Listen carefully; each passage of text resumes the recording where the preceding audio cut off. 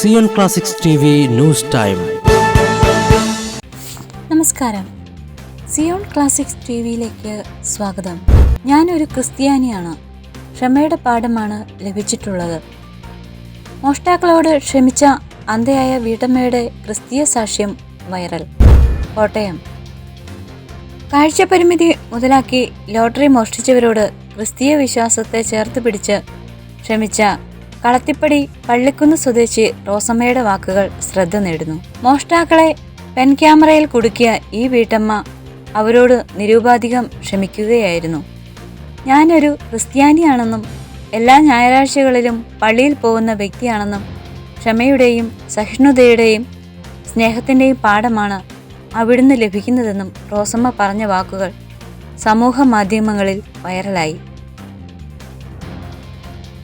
ലോകത്തിനു മുൻപിൽ ഞാൻ ദരിദ്രയാണെങ്കിലും ദൈവത്തിനു മുൻപിൽ സമ്പന്നയാണെന്നും അവർ പറഞ്ഞിരുന്നു.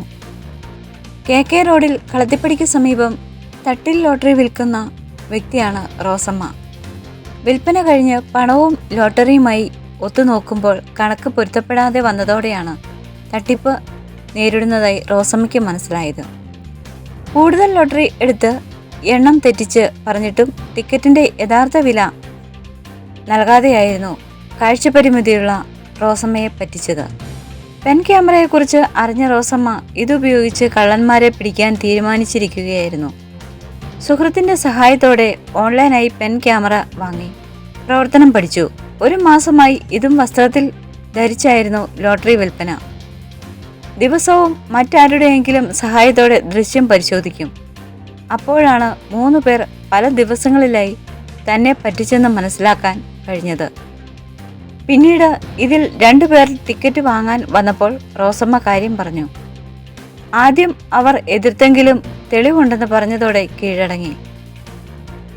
പോലീസിനോട് പറയരുതെന്നും ക്ഷമ ചോദിക്കുന്നതായും അവർ അറിയിച്ചു. തെറ്റ് സമ്മതിച്ചതിനാൽ അവരോട് ക്ഷമിച്ചതായും കേസിന് പോകുന്നില്ലെന്നുമാണ് റോസമ്മ പറയുന്നത്. 100 കണക്കിന് ആളുകളാണ് റോസമ്മയുടെ വിശ്വാസ തീഷ്ണത നിറഞ്ഞു തുളുമ്പുന്ന വീഡിയോ ഷെയർ ചെയ്തിരിക്കുന്നത്. കൂടുതൽ ക്രിസ്തീയ വാർത്തകൾക്കായി ഈ ചാനൽ മറക്കാതെ സബ്സ്ക്രൈബ് ചെയ്യുക.